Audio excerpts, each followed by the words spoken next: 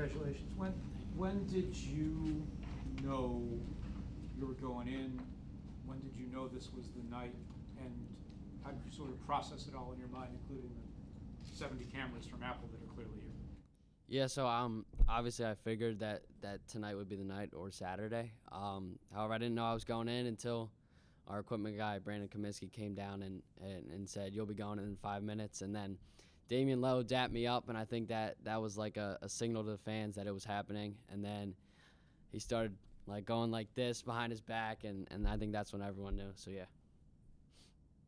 So, Cavan, Brandon comes down, tells you you're coming in, and then you watch Quinn hit that goal. Where's your mind at that point? Can you, just take me through that. Where's your mind absolute chaos, for sure. Awesome goal by him, great finish. I was there to celebrate right with him. And then Brandon came down and said, let's go, like, you're going in. And I think that combo of his goal and then me coming in for the sub was complete, like, anarchy. Honestly, like, one of the loudest things I've ever heard. The stadium was electric, and it was pretty cool. Is there a moment when you get in there that everything starts to get normal and it's just a soccer game and you're just doing what you do?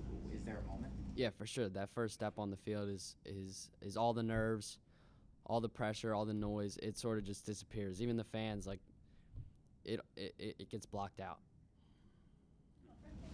Now, with coming in after Quinn's goal celebration, you guys have been dreaming of this for years. Is it anything like you dreamed of? And what was your welcome to MLS moment? Was it when the DC defender shut you down?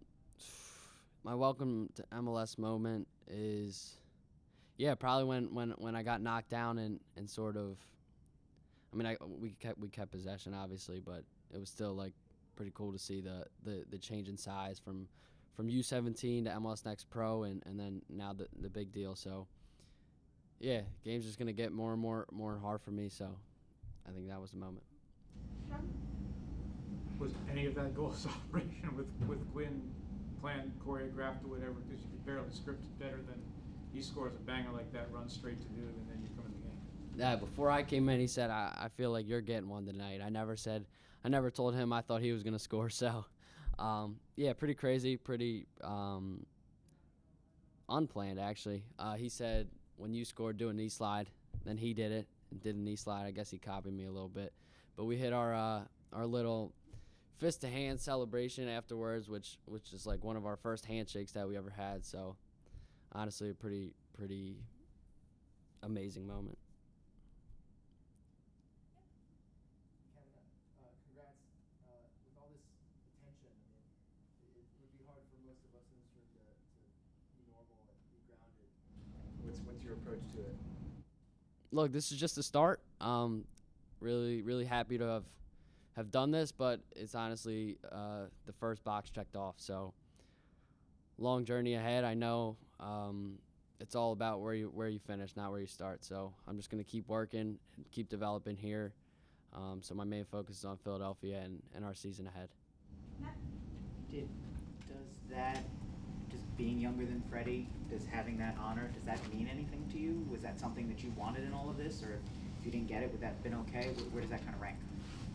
Yeah, obviously it's pretty cool to have. I'd be lying if I say I didn't want to reach for it, but like I said, it's about where you finish. So if I didn't make it today, or if I didn't make it Saturday, and I was the second youngest or the third youngest, as long as I make my debut and I start my career here, doesn't matter to me. Freddy also tweeted out his congrats to you shortly after. How does that feel? Yeah, I already reposted on my Instagram. It was pretty cool to have some words from someone like him, and he really paved the way for young guys like me. And I only have respect for him because he held the record for however many years, and obviously pretty awesome to hear from him. I know it was only like 8 minutes, but what surprised you the most about kind of stepping on to this level in that time? I think the fans, every time I touched the ball, they went crazy, and obviously I dreamed of this day, and I had some pictures in my mind of what it would look like, but just hearing them behind my back every time the ball was at my foot was crazy to me.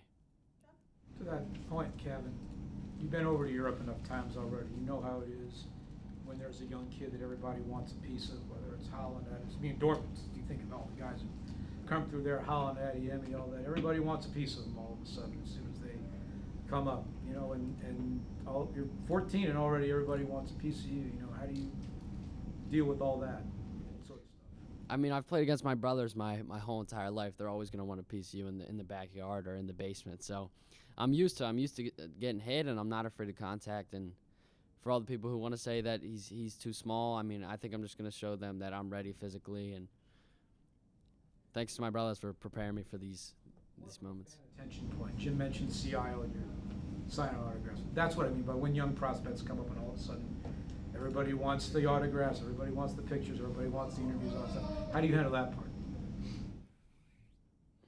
I always give those guys attention because I know I was in their shoes once, and I was devastated if I wasn't getting a picture from one of those celebrities or 76ers players that when I went down by the court. So, I mean, I'm always down to give an autograph or a picture for them. All right, thanks everyone. Union Locker Room is open.